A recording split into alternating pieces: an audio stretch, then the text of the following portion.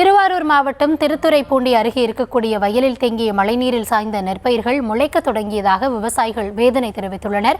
இதுகுறித்த விவரங்களோடு இணைகிறார் எம்முடைய செய்தியாளர் சிவக்குமார். இந்த பகுதிகளில் விவசாயிகள் எத்தகைய பாதிப்பை எதிர்கொண்டிருக்கிறார்கள்? அவர்கள் முன்வைக்கும் கோரிக்கை என்னவாக இருக்கிறது?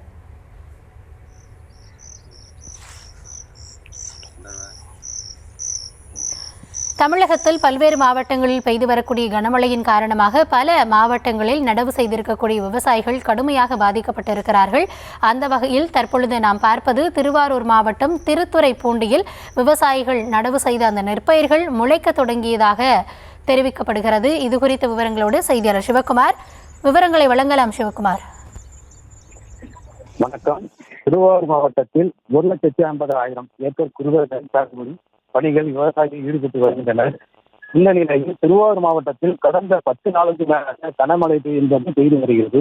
இந்த கனமழையின் காரணமாக திருத்துறைப்பூண்டி மற்றும் சுற்றுவட்டார பகுதிகளில் அறுவடைக்கு தயாராக இருந்த 3000 ஏக்கர் நெல் பயிர்கள் வயல் சாய்ந்து முளைக்க தொடங்கியுள்ளதால் விவசாயிகள் வேதனை அடைந்துள்ளனர். குறிப்பாக திருத்துறைப்பூண்டி அருகே கொன்னலூர், பாண்டி, பள்ளிக்குடி, செல்வத்தஞ்சேரி, மருதவனம், நெடும்பலம், ராயநல்லூர் உள்ளிட்ட பல்வேறு பகுதிகளில் இன்னும் ஓரிரு இடங்களில் அறுவடை செய்ய வேண்டிய நிலையில் இருந்தது. புதிய நெல் பயிர்கள் 3000 ஏக்கர் முற்றிலுமாக வயலில் சாய்ந்து வைக்க தொடங்கியுள்ளன. இதனால் விவசாயிகள் மிகப்பெரிய அளவில் வேதனை அடைந்துள்ளனர்.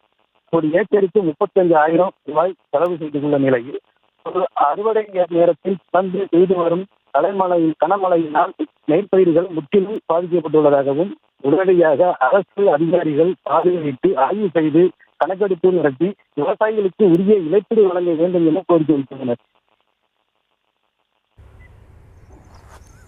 விவரங்களுக்கு நன்றி சிவக்குமார்.